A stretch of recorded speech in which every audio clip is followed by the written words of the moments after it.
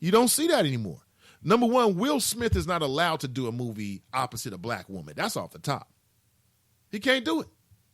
He's so big right now, it's almost like the Obama effect. If he did a movie opposite a black woman where, even though he's married to a black woman, where she's like his major love interest, then somehow people are going to, wait a minute, he's black, right? So he don't want to do that. He don't want to do that.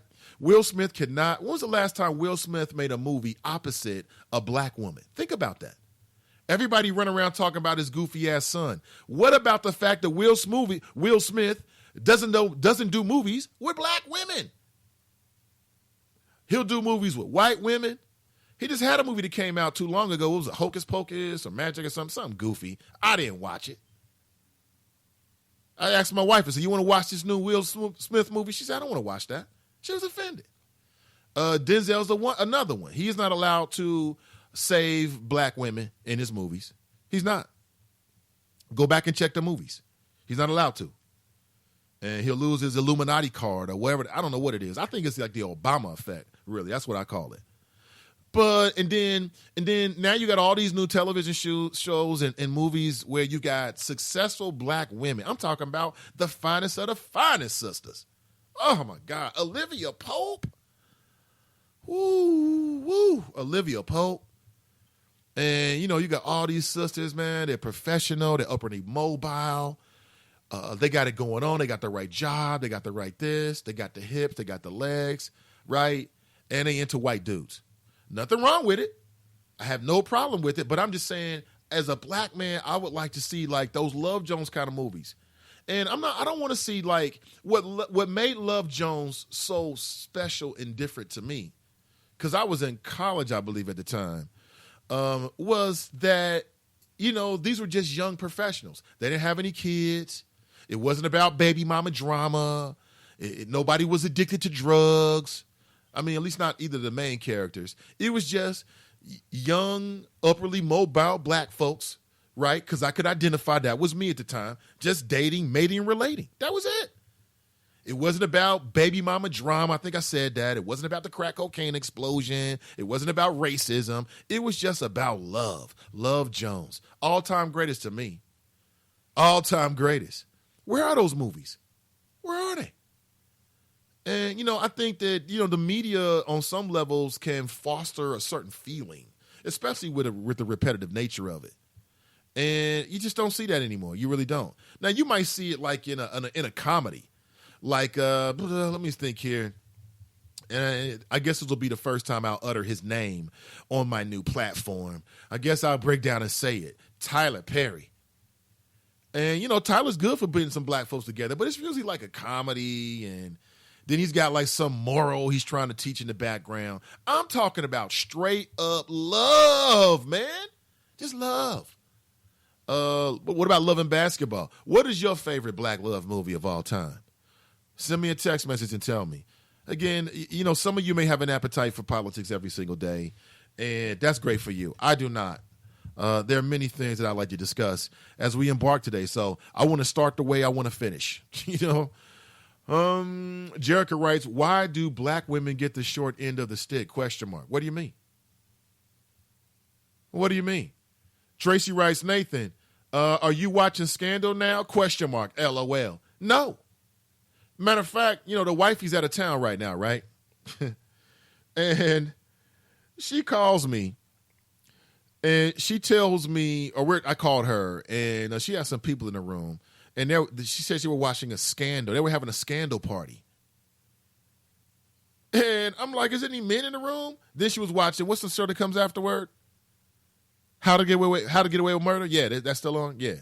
So she's having like the Thursday night girl meeting, you know, and she told me it was some dudes in there watching it. I told her, I said, these dudes is either trying to like, on some sneaky stuff, or they're undercover, you know, metrosexual gay, something like that. Because real men don't watch Scandal. And what the hell is you watching? It's not for you. It's a television show about a black woman made by a black woman for black women. The hell's these grown men watching Scandal? What's wrong with you? Oh, my God, the world just needs common sense. I'm telling you, folks, we're living in the last days of common sense. We are. And the show that follows, although that's a little bit different, It's a black woman, right? Shonda Rhimes. She developed these shows for female audiences.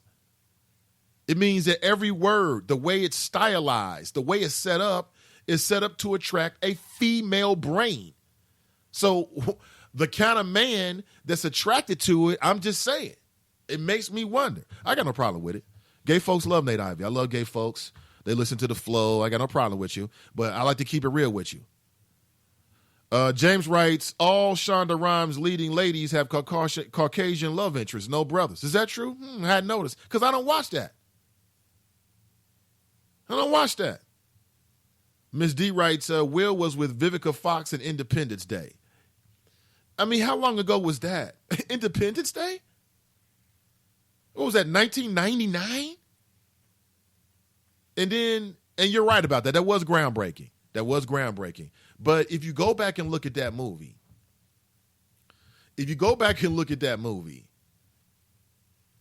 the damsel in distress wasn't Vivica. The damsel in distress was, I think it was the wife of the president or something like that. That was the damsel in distress. That was the woman that he was trying to save. I'm just saying.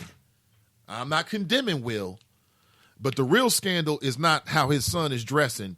And they call that gender fluid, please. Somebody sent me a text like, hey, Nate, would you let your son wear a dress? I ain't respond to that nonsense. What do you think? Dan writes, I don't usually like Tyler Perry flicks, but I did enjoy his Why Did I Get Married flicks. Yeah, it was cool. They do. I gave him his props. I uttered his name, Tyler Perry. There it is. What's up? Somebody said Jason Lyric, Bad Boys 2. John Flowers, man. I said Love Story, John. He's going off. Bad Boys 2, Gabrielle Union. Hey, I liked it too. She was hot. Yeah, most definitely. Brown Sugar 2002, Clarence Dickinson. Yeah, that was good. That was a good one. Again, none of them top Love Jones, though, all time. We need a revival of those black love stories. Right now, the big love story is always interracial. And I know that's a reality, and that's great. But we don't have to give up one for the other. Why can't we have both? Nothing wrong with that. Someone writes, Jerica writes, in movies, we aren't the leading lady, or the black husbands are cheating on us with white women. Is something wrong with highlighting black love? That's my question. Even in the Steve Harvey clip I played for you. How is it that two sisters, and again, who's surprised by it? How is it that two sisters are going to disrespect these two brothers like that? How much money do you have? I mean, really playing into these ill stereotypes about black women. But when I see two black women, dark-skinned black women with blonde hair, I'm thinking, there it is. Come on now. That says a lot. And if you are a dark-skinned woman and you have blonde hair, I am not trying to offend you. I'm not. I'm just giving you my real observations. Good morning and welcome to Nathan Ivey Online. And if you want to challenge any of that, you can find me on text messaging, and I will read your comments as they come in, most definitely. Now, yesterday I had my first sort of dry run with my new telephone patch, and I can be honest with you, it didn't go so well. I didn't like it. I'm not satisfied. I want more. There's a certain level of quality I'm looking for. I will not be happy until I get it. Next week, we will be connected. I will be taking your phone calls. As I said, if you're just tuning in this morning, we start at 7 a.m.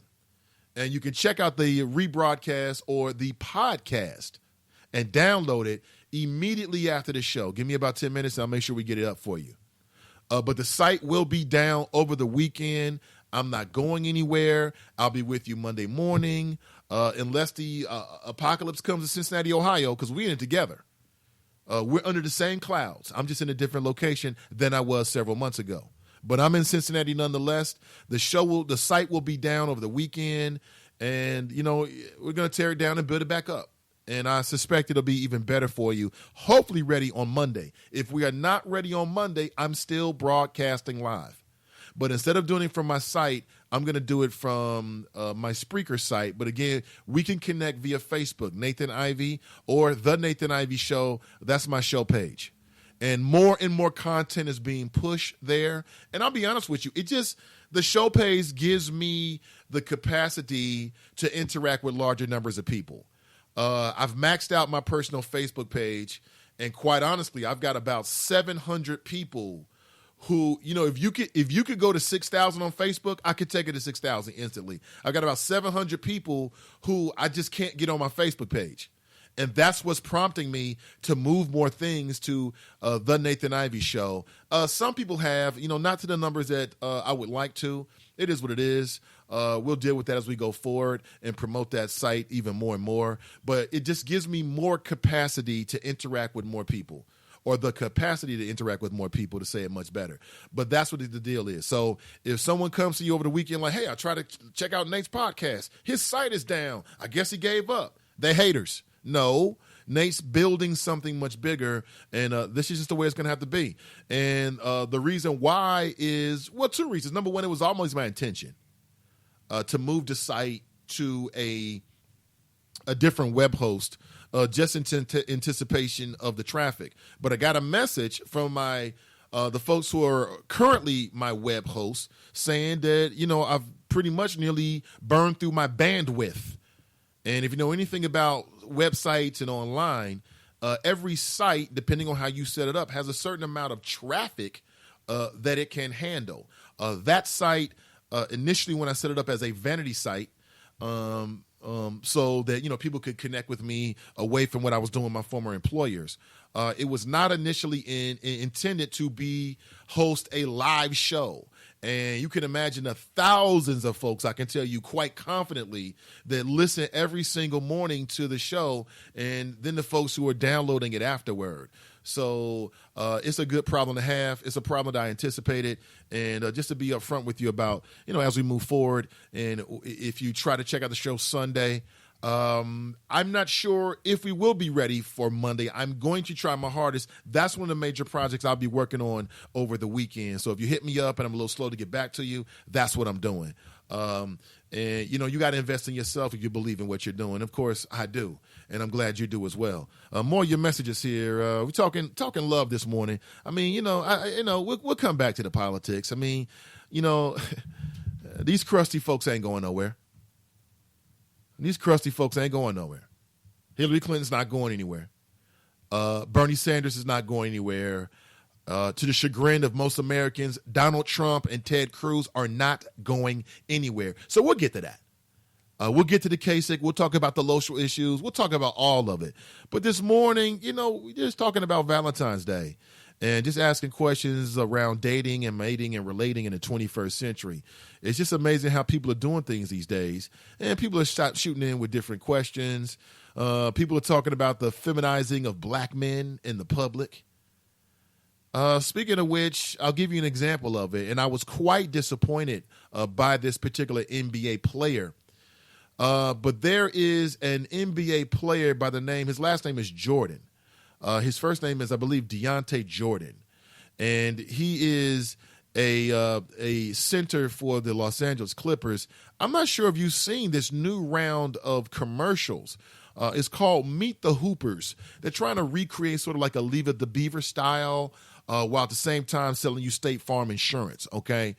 But guess who's dressed up like the wife? Blonde wig and all. Yeah. And I'm thinking, damn, dude, I mean, you couldn't be the next door neighbor. I mean, I guess somebody had to be the wife. But, for whatever reason, there's an appetite for seeing men dressed up like that, and men, especially black men. And maybe it's the contradiction. Like, okay, here you are in this professional sports endeavor, and you're at the height of your physical development, and it's ultra macho, and yet you can wear a dress. Now, I don't think that kind of stuff is entertaining, but somebody does. People are chiming in. Yep, I saw the commercial. Not cute. Yeah. And I had read that particular player, Mr. Jordan, who, by the way, can't shoot a damn free throw. Now the NBA is talking about changing the rules because you got these players making $20, $30 million a year and can't shoot a damn free throw, man. Living in the last days of common sense. But I read that before the season started, he was a little bit upset because he wanted to have more commercials. And this is what you wanted? I mean, damn.